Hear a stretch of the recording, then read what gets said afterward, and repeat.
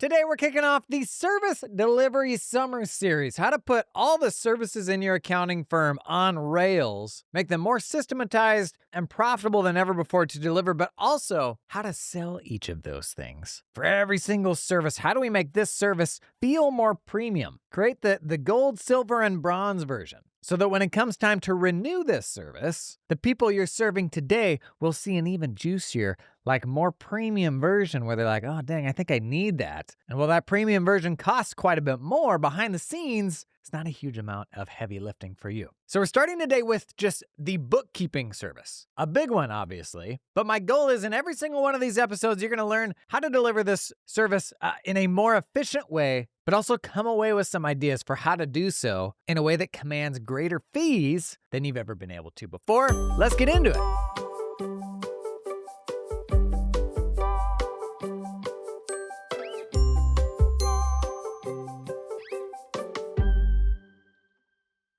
Okay, if you're familiar with Jason on Firm's lore, one of the biggest assets we've ever put out is our service library. And the whole notion of the service library is it's like every single service that most accounting firms offer, or the most common ones. But importantly, how those services differ. Like, what aspects of service delivery are different from client to client? Because the biggest problem in accounting firm workflows is you got a whole bunch of experts just doing the work the way that they want to do the work. So how do you rein in all the work happening in your accounting firm to ensure that, well, anytime we're doing bookkeeping, it's done this way. Tax prep is done this way. Bill pay is done that way. On the surface, that seems just fundamentally impossible, right? There's too many unique things about our clients and their needs and the ways that we service them. How could you ever possibly rein that stuff in? I'm here to tell you, buddy, it is possible. My background, I had an 80-year-old firm. I didn't start it, believe it or not, but it's the same process that I used to rein in all the vastly different things we're doing on different engagements. And the result was what we call the service library. Basically, an internal vernacular, like naming labels that we can put on all the things that we do for clients. Because once you have a language for the things that we're willing to do for our clients, you find that for the first time, those projects start trending to be more similar rather than what they normally do, which is they just become more different every month, right? This client's asking for that client's asking for this. Got all these engagements going in different directions. The service library, this is how we start reeling them in to be more similar. Down in the show notes, I'll have a link to the entire service library resource, along with like how to implement this, how to get buy-in from your team. It's a pretty deep guide, but included in it is how to do it across 17 service lines. So let's get into what we're talking about today, which is specifically bookkeeping. What are all the different ways that we deliver bookkeeping to our clients? Can we explicitly call out what's different from engagement to engagement and try to simplify this with the ultimate goal of this being, and this is like, everybody always says, I just want to run a more systematized firm without really being clear about what exactly that means. Here's the North Star. Is you have a lead come in the door, have some conversations, you want to work with them, you then put a proposal in front of them, and that proposal very clearly outlines all the things we're going to do for them. And the moment that proposal is accepted, if we've done this right, the service library, everything we're talking about here, once that proposal's been accepted, it can then be pushed to your task management system, where a set of tasks is populated based on what was in the proposal, and everybody on your team knows exactly what those tasks mean and how to do them. So that the person handling sales has only promised things that my fulfillment team knows how to do. Rather than stumbling into an engagement and being like, yeah, we could probably do this, probably do that. We do some other similar stuff. It's like, no, we've got a super clear internal language for what we're going to do for that client. That internal language, it might be different than the sales language we use or what we call it when we talk with the client. But on the inside, it's like, oh no, we're doing bookkeeping 2 for this client. We're doing payroll 3. We're doing 1040 prep 1. And our team, we know what bookkeeping 2 means. The client doesn't. But we've defined exactly what's included in that so that the people doing the work know exactly what they're supposed to execute on to fulfill the promises that we've made to the client. So let's get into the bookkeeping service specifically. What are all the ways that people do bookkeeping differently? We're not getting into how it's done, like how you do a month-end close. We're getting into what are all the different ways that we do it for different clients so we can develop a language that kind of nails down those expectations, engagement over engagement. So the way I think about this is if I'm going to deliver a bookkeeping service, there's a collection of service items that need to be nailed down. that kind of define how we deliver that service. So first one, and it's probably the biggest one, frequency. How often are we doing it? Historically, the default for this has been monthly, right? This is something that obviously we would define in our practice management system, wherever those tasks live. If I have 100 bookkeeping projects, every single one of them has to have a frequency property so the people on my team know how often we're doing the books. Now, I can tell you my practice, I built a CAS practice, a bookkeeping practice to about 1.5 million. And we built that from scratch. And we got everything wrong along the way that you would expect. Learned a lot of these lessons kind of the hard way. And one lesson we learned was we actually took on a number of books that we would do on a quarterly basis, usually because the client was kind of fee-averse and didn't want to pay for what we would charge for monthly. And we're like, okay, we'll just do it quarterly then, update it less frequently. I think I ultimately decided that was just a bad idea. Whether you're a tax shop or a bookkeeping shop, like running a profitable practice kind of boils down to what's your busiest time of the month or of the year and how much work can you get through that bottleneck. And for a bookkeeping practice, your crunch is inevitably the month-end close. The fact that everybody wants their books as early in the month as possible, but you can really only get them done so quickly. I mean, somebody can get done on the 1st of the month, but if you get everything done by the 10th of the month, what do you do the rest of the month? And as I sold some clients quarterly bookkeeping, we ended up with the same problem on a quarterly basis. So then we got creative, and some of those people we would like shift off the normal calendar quarter, and we're like, oh, what quarterly really means is we'll update it 4 times a year. And so we'd do some on like off months, and it was just dancing around the problem that was we were just trading one constraint for another one that I don't know was necessarily better. So in the end, we actually ended up pretty much doing monthly bookkeeping for everyone. But increasingly, people are now doing weekly bookkeeping and trying to mitigate that like monthly crunch as much as possible so that when you get to the end of the month, the books are actually pretty much already caught up because you were in there every single week. But this is a very important thing to define for any one of your client engagements. What is the frequency going to be? Is it going to be annual? Is it going to be quarterly? Is it going to be monthly? Is it going to be weekly? Could it even be, quote unquote, real time, however you define that? And without getting like too far down the rabbit hole of sort of optimizing your bookkeeping practice workflow, this is maybe the biggest trend right now is actually moving the focus away from the month-end close to instead give clients the real-time information that they need pretty much immediately after month-end or even week over week. Because everything kind of builds to like that month-end close date. And somebody will be like, I really need this on the 10th of the month. And so you get all that stuff over to them by the 10th. And what do? They flip to page 6 and go down and there's like 2 or 3 numbers that they really, really want to see. And that's the entire reason that they wanted the full report. The whole rest of the reports, they don't understand.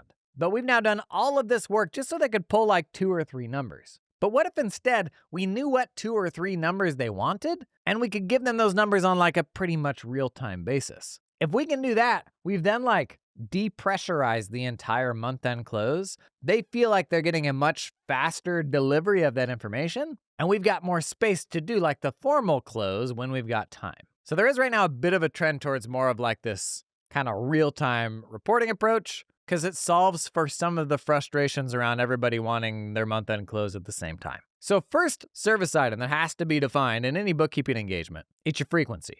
The others we're going to cruise through here. Reporting platform, accounting method, the report package, what gets delivered, the delivery method, the close speed, and what financial statements are included. Those are kind of my main 7 service items we'll cruise through here quickly. There's a few other potential service items that you may consider, but then last I want to show you a whole bunch of ways that you can set up, quote, bookkeeping work on a 3-tier proposal that will make it feel like very premium, like a gold package sort of option versus a more base level like bronze package sort of option, with the goal of the gold package being 2 to 3x as much as bronze, but not a ton more work. Okay, second service item here, platform. What accounting software are we using to get the books done? Is usually QuickBooks Online, Xero, QuickBooks Desktop maybe, Intact, NetSuite, maybe even Excel. But again, the North Star here is like we have a language for how this project gets pushed into our task management system that defines every aspect of how my team's going to do the work. And so what accounting platform they choose, it definitely impacts how and where the work gets done, but may also impact like your price and whether you're willing to take on the project. If my like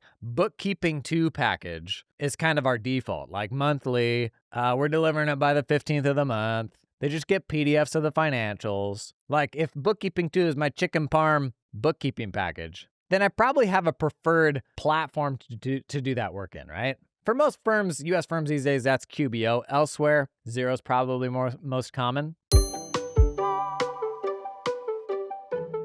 This episode is brought to you in part by Stanford Tax, one of my favorite new tax, like AI tax workflow tools. Stanford Tax, actually heard from a big number of you, very happy users. Stanford continues to evolve, and one of the big shifts in 2025 is that it is now not just a tool for like serving as a portal for your clients to submit information into, but it's also just an internal tool for your firm now because it does so many useful things with those source docs. So basically you pile in all that info that the client gave you, and it will compare those items against the pro forma checklist that it generated and tell you, okay, what do we have now? What do we still need? But it will also bookmark those documents. It will rename the documents. It will warn you about stuff like it being the wrong tax year.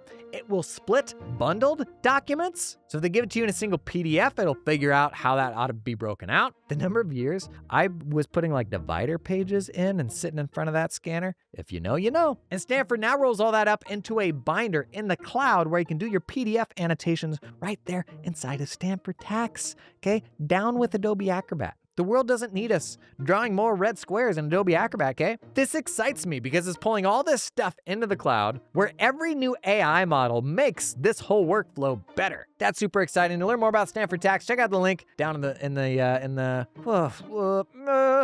show notes. This episode is sponsored in part by Ignition. Come. Here's the thing about client billing.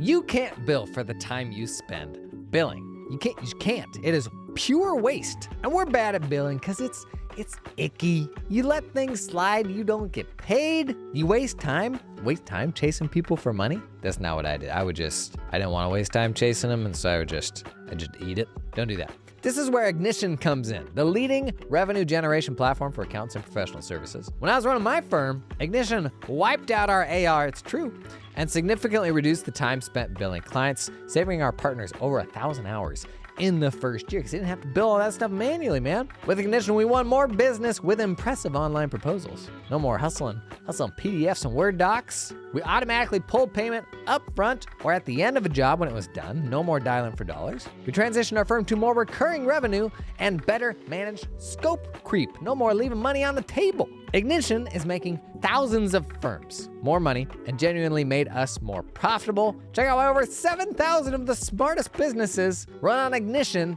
at ignitionapp.com. Put a link in the show notes. Third service item here, accounting method. Is it cash? Is it accrual? Or is it some sort of hybrid that's like custom to that client? Again, your base level bookkeeping stuff, probably gonna be cash basis, right? And this is where if a client comes in with more complex needs and they actually need accrual-based books, this is probably a higher service level. Maybe that's bookkeeping 3, bookkeeping 4. That vernacular, say bookkeeping 3, that is just a collection of service items to simplify the language of how your team talks about getting this work done. Because absent this language, every single project's different. We can't build task templates. And then you build SOPs, like processes, for the entire client engagement rather than service level SOPs. Like a process document for here's how we do every bookkeeping 3. And then those 10 engagements you have that fall under bookkeeping 3, you can use that bookkeeping 3 SOP for all those 10 engagements rather than building completely custom SOPs for all 10 of those engagements. Now,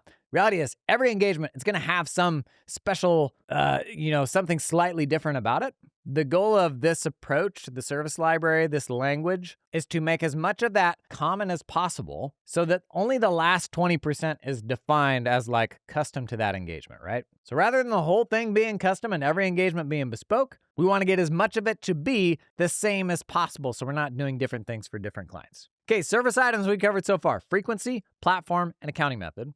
Fourth one, report package. Folks deliver financials in wildly different ways. Some will use, most common is probably just the PDF report from the accounting software. Sometimes you will send them nothing. We had some clients like this. Don't know that I recommend it. Others will use reporting platforms like a Fathom or a Reach or something like that to generate more fancy reports. But report package, exactly what gets delivered, that needs to be defined as part of the engagement. Now, fifth service item here, delivery method. This is how we send that information to the client. It could be not delivered at all, could be emailed, Could be sent with like a Loom video. You could do a live meeting with the client, like on Zoom. You could do an in-office meeting. You could do a meeting at the client's office. These are all different delivery methods. Can you tell yet in my firm, like what a big hot mess of different things we did for different people? Like that's the idea here is how do we create a system that's as flexible as possible? Because I'm super convicted that once you have a system, the things that your teams and your partners recommend, they are the things from the system rather than like letting the clients choose their own adventure and ask for some random thing. You can be like, oh no, actually like we do this, like let's do it this way. Okay, sixth bookkeeping service item, you got to define the close speed. How many business days to complete the close after period end? Pick a number. This is across the board from 3 days to 25 days. This is something internally that we need to define in order to help the team understand how to prioritize this. A different way of doing this would be like having sort of priority groups. So you have group 1, group 2, group 3. All that means is clients all belong to a group, and that's the order that they get worked on in. We used dates like number of days. I don't know if it really makes that much of a difference. Now, we don't necessarily communicate this externally. Again, everything here, these service items, how we talk about our bookkeeping service, this is the internal language that we use, and then externally, what we put in like our marketing materials and proposals and stuff like that. That could be something more client-oriented, like named kind of along the lines of what they do. Like if I'm working with pest control companies, I probably name these things in a way that's going to feel more comfortable to them. Like what do they call it? The naming's probably going to look more like that. But then on the back end, internally, that stuff all maps to our language for the work that we're going to do for them. Number 7, last service item I've got here is financial statements. What statements are included in the deliverable? Usually the only variable here is whether or not you deliver a statement of cash flows. Definitely worth calling out here because it's something you can charge more for. Not everybody necessarily wants it, but some clients, it's almost like all they want to see, right? So somewhere in your task management system, that property has to be defined. What financial statements are we going to include? Now, some other potential service items you might have. These are some that we toyed with in my firm. Info intake method. So we had some clients where we could self-service and get all the stuff that we needed to get the work done. Other clients where it was like pulling teeth and required all these jumping through hoops in order to gather all the information we needed from different places. For a time, we actually tracked this as a separate service item because we found this was a very big driver in how profitable that project could be month over month. So this might be worth tracking separately, maybe not. Another potential service item is number of stakeholders for uncategorized transactions. We had some clients where you had 20 plus people in a business that may have to provide some context around their purchasing. If this is very core to the bookkeeping services you deliver, it might actually be worth including this as a service item. Class or location tracking. If that's a big one for you, that can cause a lot more headaches in the bookkeeping process. Last 2 potential ones to include transaction volume and account volume. Some folks will price projects this way. We never did. Actually found that transaction volume and account volume didn't always necessarily represent how hard it was to do a project.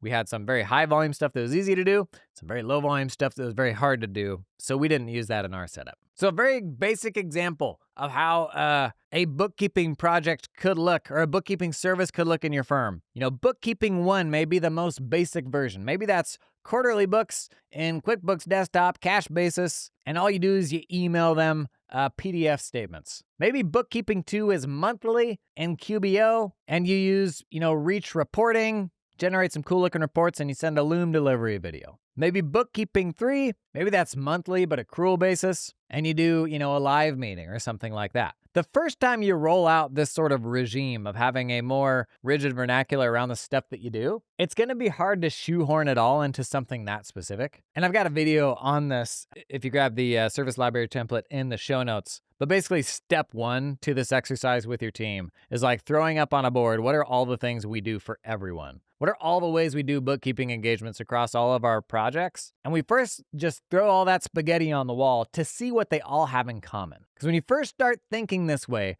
it may be that like 25% of those engagements have overlap. Because, maybe almost all of them we're doing in the same accounting platform or something like that. But the goal is to get you from 25% to 30% to 50%. The goal is to, over time, build like a flexible structure for how we talk about the work that we do so that over time, when we're having conversations with clients, what we recommend is something from the menu, because as long as the menu doesn't exist, every engagement takes on a life of its own. Now, last, to run you through some ideas for how you present a bookkeeping service on a 3-tier proposal. If you've been around for long, you know what a huge advocate I am of 3-tier proposals, because only giving one price is costing you money every single time that you do it. The reality is every client has a different willingness and ability to pay. So the value that you assign to something, if that's the price you put in front of different clients, we're leaving money on the table. So our bronze option, I recommend to most folks, if you haven't done 3-tier proposals before,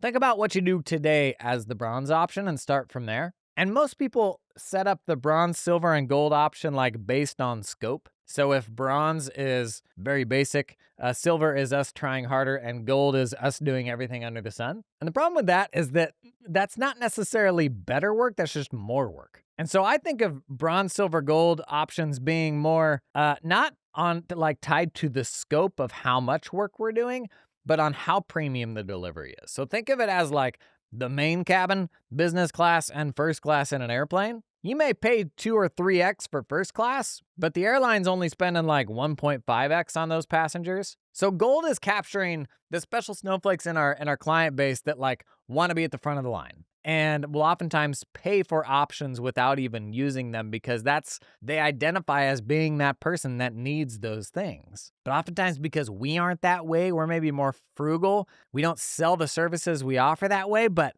man, when you're working with entrepreneurs who can kind of be special snowflakes and value their time and are like driving the Mercedes while I'm driving the Camry, we got to put an option on that 3-tier proposal that's the Mercedes option. And I've heard from so many firms in the last year that have done 3-tier proposals for the first time, and it is genuinely like a huge boost to the bottom line straight away. Like we're talking like 20% boost, immediate stat boost to the firm's profit. So some ideas for how to make a 3-tier proposal that has bookkeeping in it feel more premium. And the best way to do this is not the way that creates a bunch more work, but it feels more like a perk, like they have access. Because access isn't something that usually takes me a bunch more time, but it's something that people will pay for. All right, some ideas for how to make this more premium.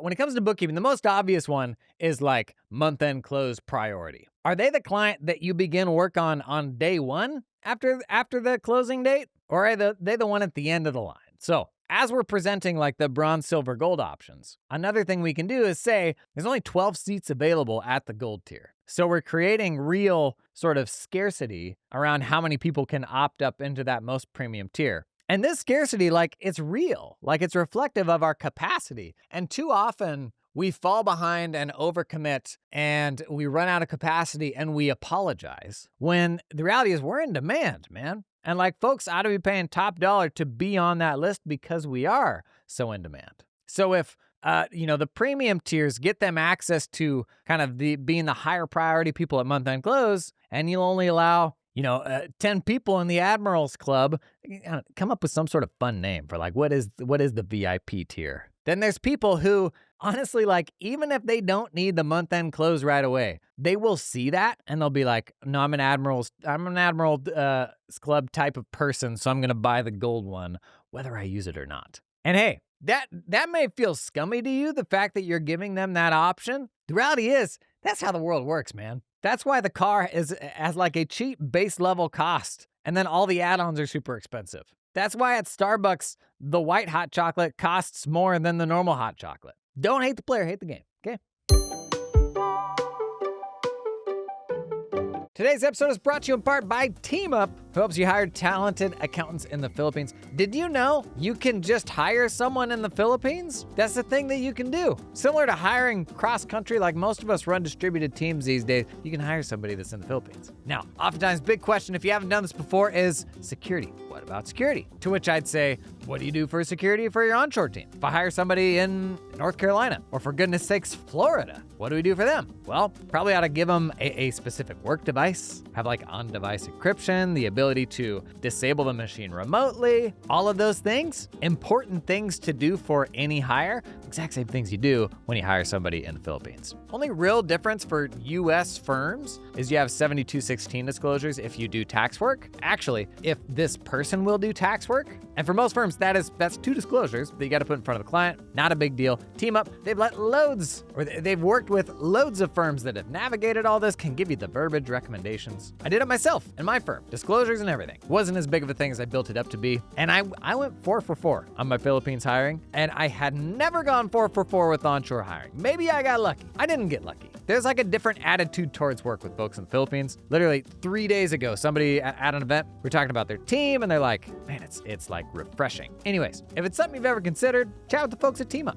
as I think this person had. They actually hired those folks through Team Up as well. It's one of those things that seems more spooky until you actually do it. Learn more about Team Up, check out the link down in the show notes. This episode is brought to you in part by Client Hub, the practice management system. If you are considering a new practice management system, there's no way that you're not overwhelmed. Let me give you the TLDR on who are the people that need to be exploring Client Hub specifically. Client Hub started out as a really good sort of two-sided task management system for bookkeeping firms. So you've got your own tasks to manage, but we also push tasks to clients when they're holding us up and we need information from them to get that stuff done, right? Client Hub was one of the client portal first PMs that makes that as smooth as possible for your clients. But increasingly, they're getting into all things workflow, specifically your bookkeeping workflows. And so if there's one thing it does really well, it is for folks that don't want to have a standalone like month-end close automation platform, but then a totally separate PM over here. Client Hub might be the best marriage of those two things in a single place. So if you want more like power user month-end close automation stuff, but a version of that is like inside of your practice management system, worth giving Client Hub a look. Check out the link down in the show notes. All right, other ideas for how to make bookkeeping, how to frame it as like a premium thing on like a gold tier. Early access to renewals. So I just gave you that example. Say there's only 10 seats in the Admirals Club. Well, next year you get, say you can renew 2 weeks early or something like that. You get early access to those things that there may be a scarce supply of. Another big way that we can make this feel more premium is the expertise of the person that the client has access to. Do they have access to a staff level person, a senior, a manager? Is it based on credentials? Are they a CPA, non-CPA, EA? Or do they even just have access to, quote, the team? The team being probably the lowest level option here. Because like if you go to, say, a productized solution like Intuit Live Bookkeeping, you don't actually know anybody there. And every time you call, you get a different person on the phone. So is that how this works? Is it like a pooled thing? Does the better version give them access to a specific person? Does the even better version give them access to an even higher level person? Oftentimes we make the mistake of the only person that like all of our clients get access to being the most senior people, as opposed to gating that access based on what they're paying. Other sort of things that fit within this. A VIP phone line, a special number that goes to the best of your support people. And honestly, like there's so little behind the scenes that goes into setting this up. You have 1 or 2 of your people, your best support folks, where anytime somebody rings this number, it comes through to one of them. People may not even use this. But if we get into the minds of our Snowflake clients when they're staring down the 3-tier proposal options, when they see that item, aren't they going to want it? And think about it for yourself. Think about every time you called Intuit or somebody like that. Wouldn't you appreciate having the fast track, getting the VIP lane? And again, there's another thing where there's only so many of these that you can sell. And if we're not apologetic about that constraint and instead show them that constraint, you wouldn't believe how much more people will pay for the same work just when it's simply dressed up in a way that better communicates that constraint. Other things we can do, faster turnaround time. One of the greatest values of having a communicated expected response time in your firm is being able to have that number be different for folks in the gold tier versus the bronze tier. If that number doesn't exist at all, then we can't flex it for the folks who are in the Admirals Club, right? Other ideas here. Your client being able to send information to a dedicated email alias. So if I have, and I did this at my firm, client's name at myfirm.com, the clients then had permission to like point invoices or receipts or any of the stuff that we would have needed directly to that email inbox, saving them the work of having to route that stuff to us. May seem like a little thing, but it's totally something that we can gate behind, like how premium of a service are they signing up for. A shared document library. So we're going to send clients all sorts of stuff, but wouldn't it be helpful if you had a very well organized library that they could have access to anytime? That was something we did with our clients. Actually, only the most premium tier for our clients, we would have this sort of library. Another item here, we would also give them a receipt matching report to show the transactions where we had receipts and documentation and those that we didn't. We would also organize those receipts into this shared library, and it was like the most complete documentation the client had because they were not that organized, but we would be for them if they would pay for it. Reality was this was a copy of all the stuff that we had internally because we would put our own notes on it and all that, but then after the month end close, we would go out and like organize that stuff with a specific naming convention and all that, so it was as helpful as possible for the client. Extended availability window. So we had a whole bunch of dentists that we worked with who were chairside from 8 to 5. And if our firm was only ever open 8 to 5, there didn't give them much time to be able to call and work with us. So there's a world where you could make yourself available until, say, 8 p.m. for the Admirals Club folks. Figure out a way to staff that. This is probably very client specific. Like if it's clients who are white collar and they could call you anytime, not a big deal. But for someone like a dentist where they have that constraint, that's actually really valuable. How about a 1099 readiness support? So in addition to the financial statements, you're going to give them a breakdown of all 1099s that will be required at the end of the year and whether or not you have W-9s on hand. And then another thing here, W-9 outreach. Is your team doing it or are they doing it? This is something we did in our firm for the most sort of premium tier, is we would proactively do outreach to folks that we needed W-9s from. By the way, you wouldn't believe how easy it is to get a W-9 from someone just by calling and asking for it. And there was part of me where I was like, is this wrong? That these folks are giving us their information, but like we would literally call them, say, hey, we work with this client. Sometimes that person would be smart and confirm with the client that yes, we actually do work with them. But it saved the client having to track those people down. It was kind of a white glove way of making sure we could get the 1099s out. This is a great time to be like whipping those firm processes into shape before we get too close to year end and things start kicking off. The more locked down we have what are the things that we're doing for our clients, the more opportunity there is when it comes to propose renewals. So if this is the first time you're going to roll out 3-tier proposals, man, I'm jealous because that's like a big time. First year is a big time opportunity to make those projects more profitable than ever before. But when all your clients are kind of slotted into what service items we do for them, you'll also find it creates some really cool cross-selling opportunities.